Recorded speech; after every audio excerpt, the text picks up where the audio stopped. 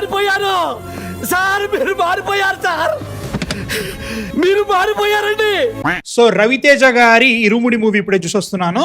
Exaggeration తెలియదు కానీ I think this is the best Raviteja గారి movie since forever bro. అంటే లైక్ టెక్నికలీ 2 జనరేషన్స్ మిస్ అయిపోయినాయి. ఆయన మంచి యాక్టింగ్, మంచి స్టోరీ, ముఖ్యంగా సినిమాలో అనవసరంగా ఇక్కడ హీరో ఎలివేషన్ లాంటివి ఏదో పంచ్ డైలాగ్ పెట్టాలని పెట్టకుండా భక్తి భావాన్ని చాలా బాగా పెట్టి అయ్యప్ప సీన్స్ తో పాటు ఒక సూపర్ డార్క్ డ్రామా నడిచింది క్లైమాక్స్ వరకు.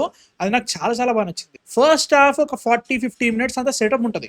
మన తెలుగు వాళ్ళు మలయాళం సినిమా లెక్క స్లో ఉంటుంది అంటే ఏమో తెలియదు కానీ నాకు చాలా చాలా బాగా వర్కౌట్ అయ్యింది. ప్రతి క్యారెక్టర్ కి వీళ్ళ సిచ్యువేషన్స్ ఇది, వీళ్ళు ఇట్లుంటది, వాళ్ళ మోటివేషన్స్ ఏంటి, ఆ పాపకి రవితేజ గారి మధ్యలో ఉండే బాండింగ్ చాలా చాలా బాగా వర్కౌట్ అయింది. నాకు డైలాగ్స్ చాలా బాగా వర్కౌట్ అయినాయి. క్యారెక్టర్స్ ని చాలా బాగా ఎస్టాబ్లిష్ చేశారు.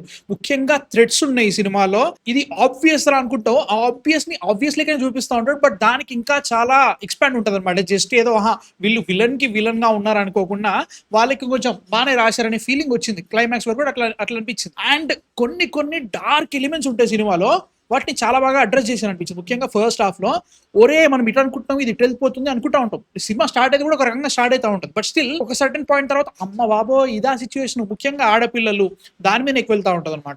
దాన్ని వీళ్ళు హ్యాండిల్ చేసిన విధానం చాలా బాగా అనిపించింది.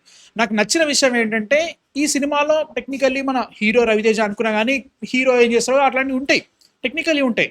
బట్ ప్రాబ్లం ఏంటంటే ఎప్పుడైతే ఆ హీరో అయ్యప్ప మాల వేసుకున్నట్టు ఏమీ చేయలేడు కదా, దాన్ని వీళ్ళు చాలా బాగా వాడుకున్నారు. ఆ నిస్సహాయత ఇప్పుడు ఏమైతుంది ప్రాబ్లం.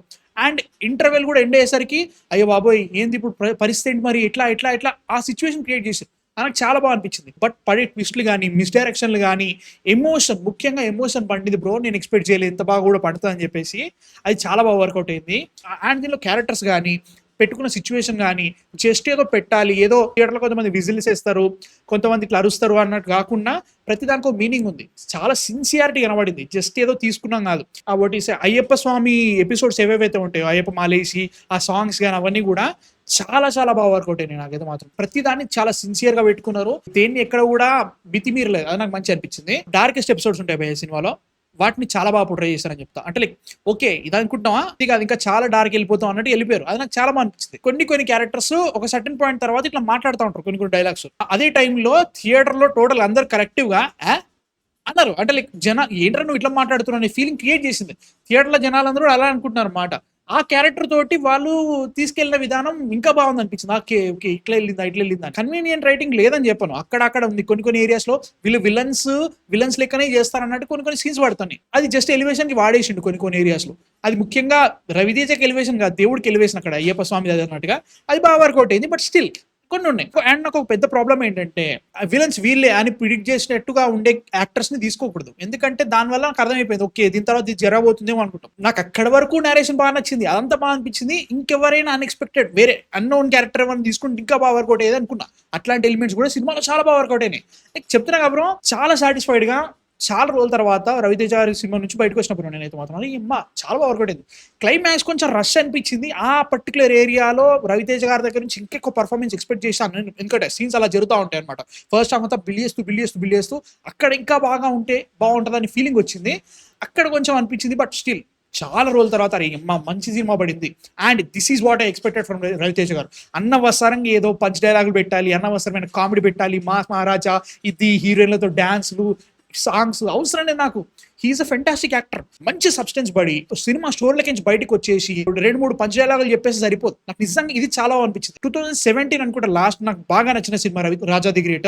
ఇది చాలా బెటర్ దానికంటే. అండ్ ఇది రీసెన్సీ బయాస్ కావచ్చేమో, ఇప్పుడే చూసినా ఇప్పుడే అనిపిస్తుంది ఏమో అనుకోవచ్చు. కానీ సినిమాలో మైనస్లు ఉన్నాయి లిటరల్ గా. కొన్ని ఏరియాస్ లో కమర్షియల్ కన్వీనియంట్ రైట్ కనబడుతూ ఉంటుంది. But still I don't actually care about it because majority of the cinema చాలా బాగుంది. ఎమోషన్ చాలా బాగా పండింది. క్లైమాక్స్ లో ఎప్పుడైతే కొన్ని గ్రీన్ స్క్రీన్ ఇష్యూస్ కనబడుతూ ఉంటాయి, actually don't care because emotion చాలా చాలా చాలా బాగా పండింది. క్యారెక్టర్స్ అన్ని బాగా ఉన్నాయి. ప్రియా భవాని శంకర్ గారికి చాలా తక్కువ ఉంటుంది రోల్, బట్ ఆమె ఉన్నంతలో బాగా చేసింది అనిపించింది. ముఖ్యంగా ఒక సీన్ ఉంటుంది చాలా బాగుంది అనిపించింది. ఆ పాప నక్షత్ర చాలా బాగా చేసింది. నిజంగా నేను ఎక్స్పెక్ట్ చేయలేదు సీరియస్ అంటే లైక్ బాగుంటుంది అనుకుని వెళ్ళినా, అరే ఈ సినిమా తోటి కొంచెం ఉంటుంది అనుకున్నా. బట్ రియల్ గా లాస్ట్ వరకు మంచి అనిపించింది. But the biggest question is ఈ సినిమా రవితేజ గారి కంబ్యాక్ అంటే మాత్రం this is the step in the right direction. And ఇది చాలా స్ట్రాంగ్ స్టెప్ భయ్యా, చాలా గట్టిగా పడింది. ఇట్లాంటి స్టోరీలు కావాలి, ఇలాంటి రవితేజ గారిని కావాలి. అన్నవసరంగా పాటలు డాన్సులు అవసరం లేకుండా కామెడీ రావడము, పంచ్ డైలాగులు 100 మందిని ఒకటేసారి కొట్టే క్యారెక్టర్ కాకుండా ఇట్లాంటి సినిమాలు పడితే ఇంకా చాలా బాగుంటుంది నా ఫీలింగ్.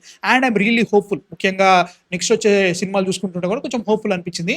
డెఫినెట్లీ బెస్ట్ శివ నిర్మాణ సినిమా అది మాత్రం పక్కా చెప్తా. మజిలీ కూడా కాదు, చాలా చాలా బాగుంది అనిపించింది.